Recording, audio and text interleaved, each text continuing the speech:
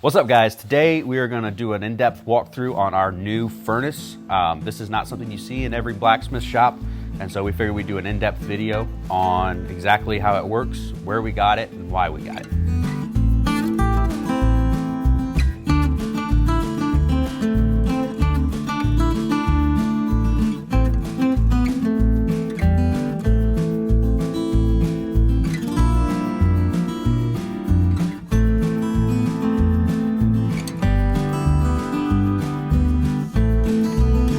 So a little background on this company. Charles Hones has been making industrial kilns and furnaces since 1911.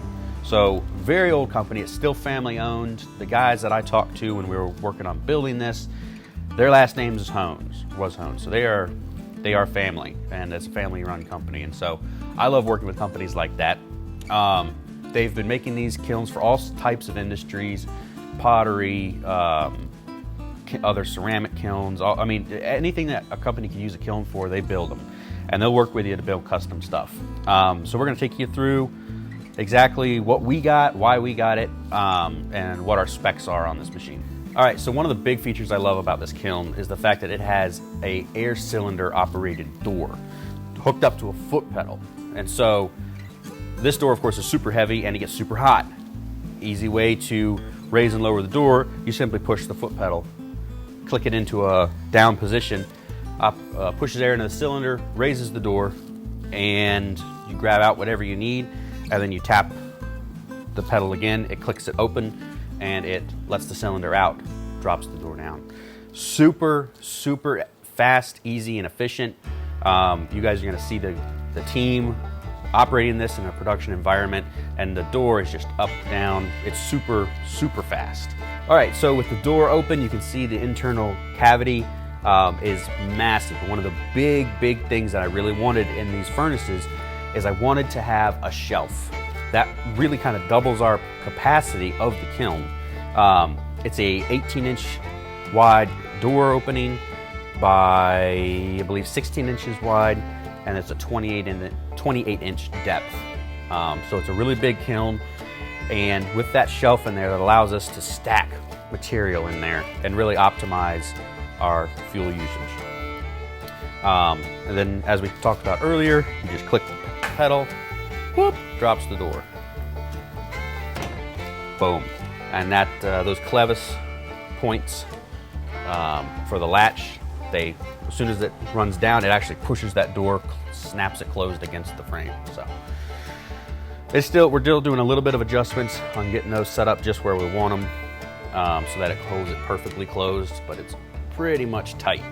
All right, so you guys have seen our even heat kilns before. That's what we were using for our copper work before we moved into this guy. Those are electric kilns. They run on electricity, run through coils inside that heat up to heat your space. This is a gas kiln or gas furnace, and it uses two big Venturi style burners that heat a giant burner underneath. And this is 150,000 BTU burner setup. So we have 10 PSI propane gas coming into the shop. This is not really set up where it's gonna be finally, so ignore the dangling gas hoses.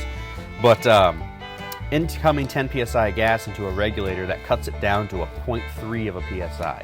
That's how efficient this thing is. Your 10 PSI neck down to 0.3, which is about 11 water column gas pressure. That runs into a series of solenoids, gas solenoids that hold it in a closed position.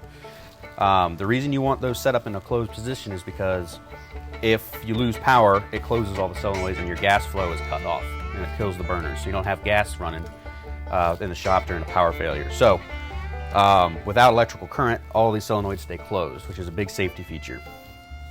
But anyway, gas comes in, is dispersed to the two burners on either side, as you can see here. They are a Venturi style burner, so that gas is pumped down the shaft through a orifice, and once it mixes with the incoming air, it creates a combustible flame up under the burners there. Super efficient. It is the same amount of pressure that is run in your gas stove at home. That is the same amount of household gas that runs these things. So this giant 150,000 BTU furnace is taking up as much fuel as your little oven at home. So Super efficient. These guys have their design down pat. All right, so this is where all the magic happens. This is the power box, and it's super simple. You got a reset button, you got an on and off, you got a flame on indicator, and your high temperature limiter switch. So startup is super simple. You open all the gas valves. I'm gonna leave them closed for the demonstration. And you just turn the burner to on, power comes on, and you can hear the solenoids clicking, and the light is flashing. So what that's doing is it's trying to start the burners. But of course we have the gas off, so there's no burners gonna light up. But that's the starter up underneath, clicking and trying to start the burners. I know you guys aren't gonna be really able to see the switch here or the indicators, but you can set up whatever temperature you want, just a high limiter switch, and it automatically will stop the burners right as it gets pretty close to that temp, and let it ride up. And then when it starts to dip, it cuts the burners back on automatically. Super simple, and I tell you, it is dead accurate. This thing can hold a temperature of within 2 degrees and maintain that for hours and hours and hours. It is more accurate than my even heats, way more accurate. The overthrow on an even heat is 15, 20 degrees. This overthrow only about 2 degrees maximum. So extremely happy with how temperature precise this machine is. All right, so one of the big reasons we went with the Charles Hones kiln over, say, another electric kiln would be the fact that we're switching over to gas, and the gas is so much more efficient, so much more cost effective than running big electrical kilns. The electric kilns are of course on 220. They're sucking down, a 50 amps, 50 amp breaker. They're just very power consuming.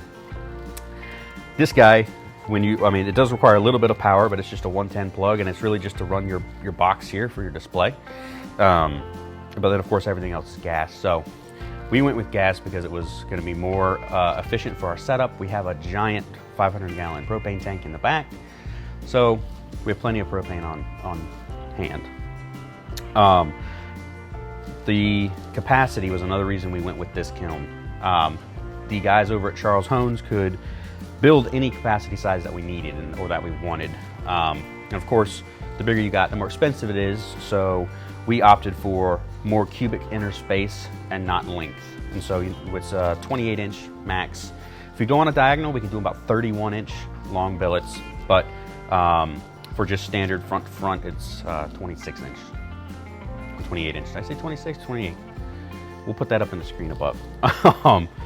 But it can hold 250 pounds of steel in there and bring that up to temp in about an hour.